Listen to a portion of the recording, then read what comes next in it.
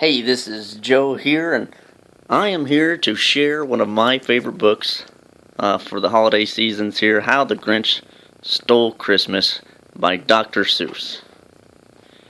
Of course, Dr. Seuss is, no one knows exactly what he's a doctor of, but I assume it's probably something like philosophy or something like that, kind of like Dr. Dre. For Teddy Owens. Don't know who that is. But here we go. How the Grinch Stole Christmas by Dr. Seuss. Every Who down in Whoville liked Christmas a lot. But the Grinch, who lived just north of Whoville, did not. And there we see a picture of the Grinch.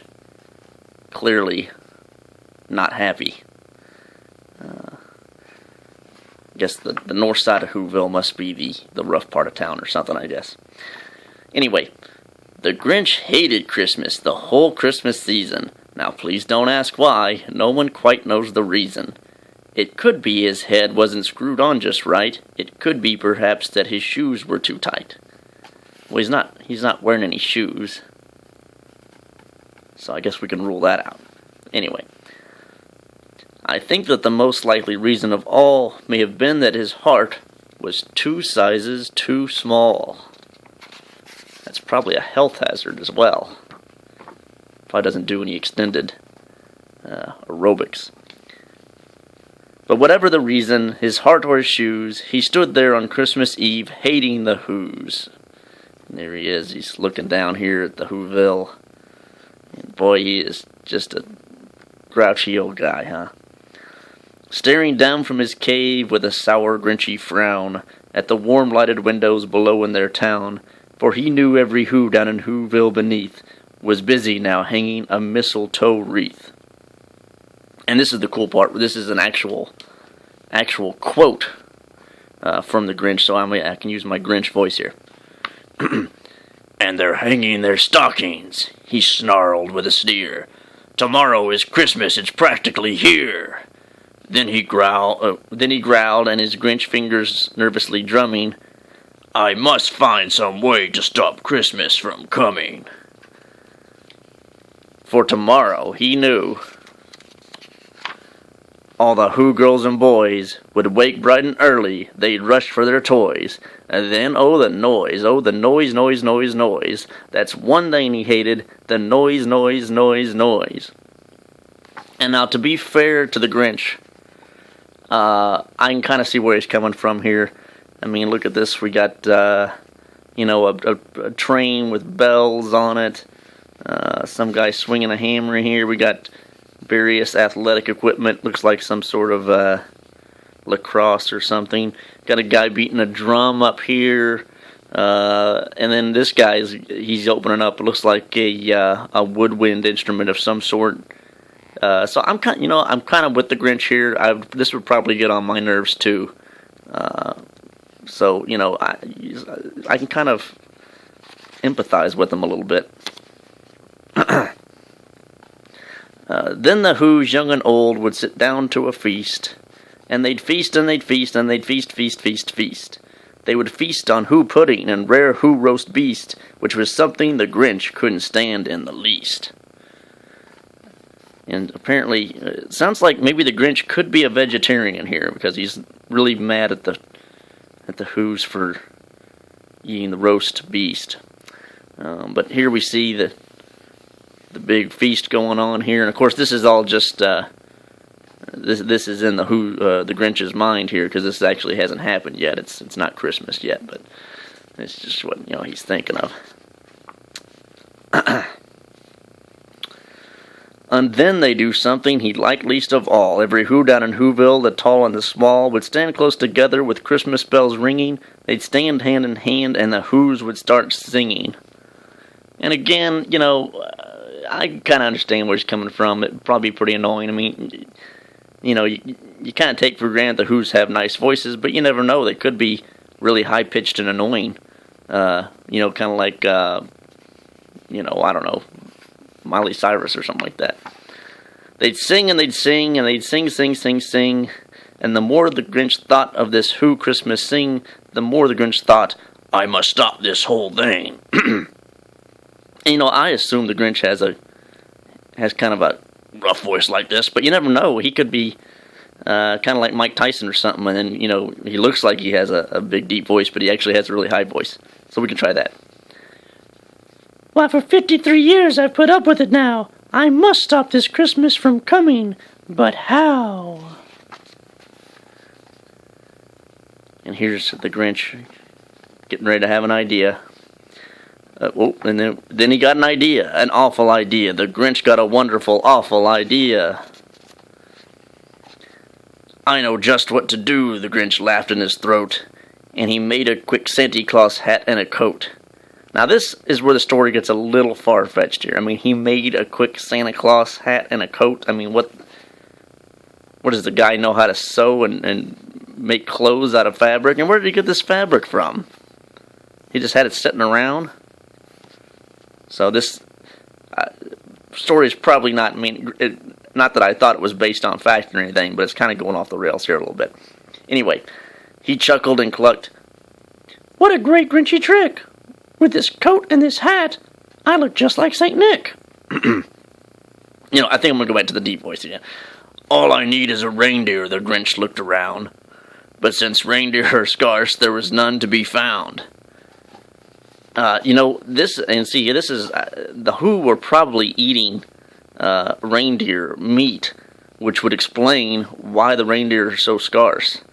And maybe that's why the Grinch hates them so much. But did that stop the old Grinch? No, the Grinch simply said, if I can't find a reindeer, I'll make one instead. So he called his dog Max, and he took some red thread, and he tied a big horn to the top of his head. Again, we don't know where he got this horn from, but it must have been just a memento. Then he loaded some bags and some old empty sacks on a ramshackle sleigh, and he hitched up old Max. Then the Grinch said, "Giddy-ap," and the sleigh started down towards the homes where the Who's lay a snooze in their town. And now, I guess the sleigh, that's reasonable that he would have a sleigh around, I guess, if it's snowy outside. But, this whole get-up, it seems like a lot of Christmas paraphernalia for someone who doesn't like Christmas as much as he does. But it's just a thought. All their windows were dark. Quiet snow filled the air. All the Who's were all dreaming sweet dreams without care. When he came to the first little house on the square, "This is stop number 1, the old Grinch Claus hissed, and he climbed to the roof, empty bags in his fist. So now he's going to do a little bit of breaking and entering. J.P. Who? Oh, I didn't ever notice that before. He's got the same initials as me. Alright, so here we see the Grinch coming down here. All the nice little gifts are laid out here. And, it says, you can see here, it says here, for Auntie Who, for Uncle Who, it says JoJo, Who. But since everyone seems to be named Who in Whoville, it seems like there would be some confusion when it came to naming stuff. But just a thought. Then he slid down the chimney, a rather tight pinch, but if Santa could do it, then so could the Grinch. He got struck only once, for a moment or two, then he stuck his head out of the fireplace flue. Where the little Who stockings all hung in a row, "These stockings," he grinned, "are the first things to go." I can imagine him kind of doing an evil cackle like that, but he had to be quiet, because, when you're burglarizing, you can't stop and talk to yourself. Then he slithered and slunk with a smile most unpleasant around the whole room, and he took every present: pop guns and bicycles, roller skates, drums, checkerboards, tricycles, popcorns, and plums. And he stuffed them in bags. Then the Grinch very nimbly stuffed all the bags, one by one, up the chimbley. And now, this is a little lazy here. Chimbley, it's a chimney. He just needed something to rhyme with nimbly, so he calls it a chimbley now. A chimney is not a real thing. Dr. Seuss, I think he was being a little lazy there. Then he slunk to the icebox, he took the Who's feast. He took the Who pudding, he took the roast beast. He cleaned out the icebox as quick as a flash, while that Grinch even took their last can of Who hash. And there he is, stealing everything. And, you know, he kind of is an a-hole at this point. I don't think it's kind of hard to imagine. Now he stuffed all the food up the chimney with glee. Oh, it's a chimney now, not a chimbley. Whatever. And now, Grinch, grinned the Grinch, I will stuff up the tree. And, you know, that doesn't look like that would be a difficult thing, because this tree looks like it came from the Charlie Brown Christmas. I mean, that thing's pretty pathetic. And the Grinch grabbed the tree and he started to shove when he heard a small sound like the coo of a dove. He turned around fast and he saw a small Who, little Cindy Lou Who was not more than 2. The Grinch had been caught by this tiny Who daughter, who got out of bed for a cup of cold water. She stared at the Grinch and said, Santa Claus, why? Why are you taking our Christmas tree? Why? And again, this is a little lazy. I mean, why rhymes with why. Anyway, there's the cute little Who daughter, which, you know. And this where she does kind of show his soft side, because he could have, like, you know, kidnapped the Who daughter or something, but instead he just, he BS's her. He just comes up with a good story here. But you know that old Grinch was so smart and so slick, he thought up a lie, and he thought it up quick. Why, my sweet little tot, the fake Santa Claus lied, there's a light on this tree that won't light on one side. And that is pretty feasible, because that happens a lot with those trees. You know, one light goes out, or they start blinking, and, you know, it seems like they've kind of nipped that problem in the bud in the last decade. Seems like Christmas light technology has come a long way, but back when I was a kid, I mean, you had to replace all those little bulbs. It was a nightmare. Anyway. So I'm taking it home to my workshop, my dear. I'll fix it up there, and then I'll bring it back here. And his fib fooled the child, and he patted her head, and he got her a drink, and he sent her to bed. And when Cindy Lou Who went to bed with her cup, he went to the chimney and stuffed the tree up. Then the last thing he took was the log for the fire. Then he went up the chimney himself, the old liar. On the walls he left nothing but hooks and some wire. And the one speck of food that he left in the house was a crumb that was even too small for a mouse. And look at the mouse there. He's like, what is this crap? Then he did the same thing to the other Who's houses, leaving crumbs much too small for the other Who's mouses. Apparently, rodent infestation is a problem in Whoville.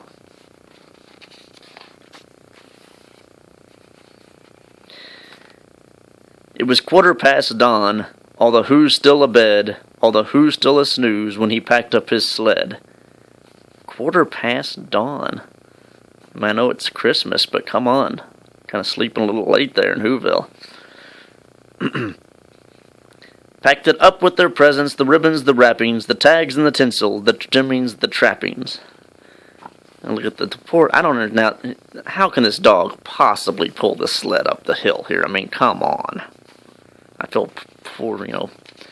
The Grinch is also guilty of animal abuse. 3,000 feet up the side of Mount Crumpet, he rode with his load to the tiptoe to dump it. That's kind of polluting, isn't it?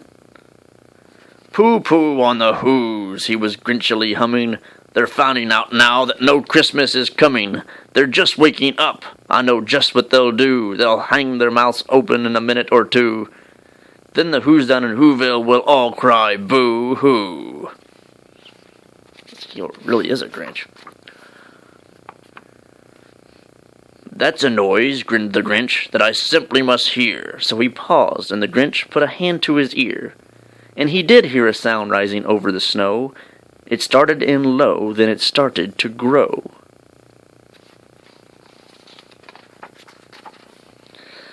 But the sound wasn't sad. Why, the sound sounded merry. It couldn't be so, but it was merry, very.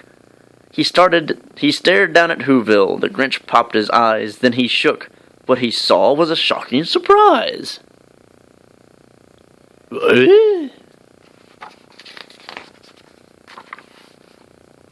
Every Who down in Whoville, the tall and the small, was singing without any presents at all. He hadn't stopped Christmas from coming, it came. Somehow or other, it came just the same. And the Grinch with his Grinch feet ice cold in the snow, again, he really needs to get some shoes. I mean, if he's going to do all this trudging around in the snow, I mean, the Grinch is going to catch cold. And the Grinch with his Grinch feet ice cold in the snow stood puzzled and puzzling. How could it be so? It came without ribbons, it came without tags, it came without packages, boxes, or bags. And he puzzled 3 hours, till his puzzler was sore. Then the Grinch thought of something he hadn't before. Maybe Christmas, he thought, doesn't come from a store. Maybe Christmas, perhaps, means a little bit more. Oh, and you can tell he's starting to feel bad. The dog, he really looks bad. He's really ashamed. What have we done?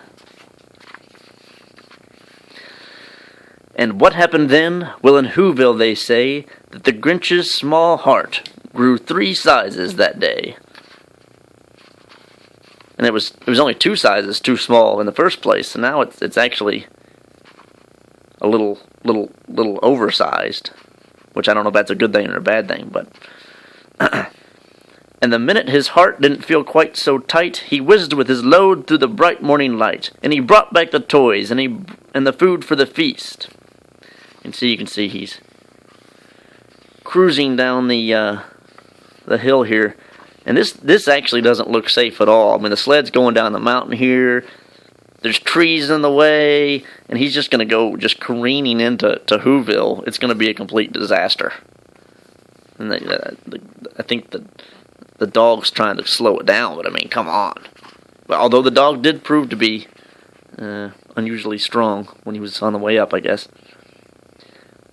Anyway, he brought back the toys and the food and the feast, and he himself, the Grinch, carved the roast beast.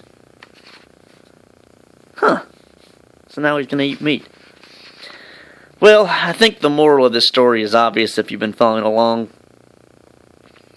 It's that vegetarians are terrible people, and if they would just lighten up and eat some meat, the world would be a much better place. And that's How the Grinch Stole Christmas by Dr. Seuss. I hope you enjoyed the reading here, and I hope everyone has a Merry Christmas and a Happy New Year.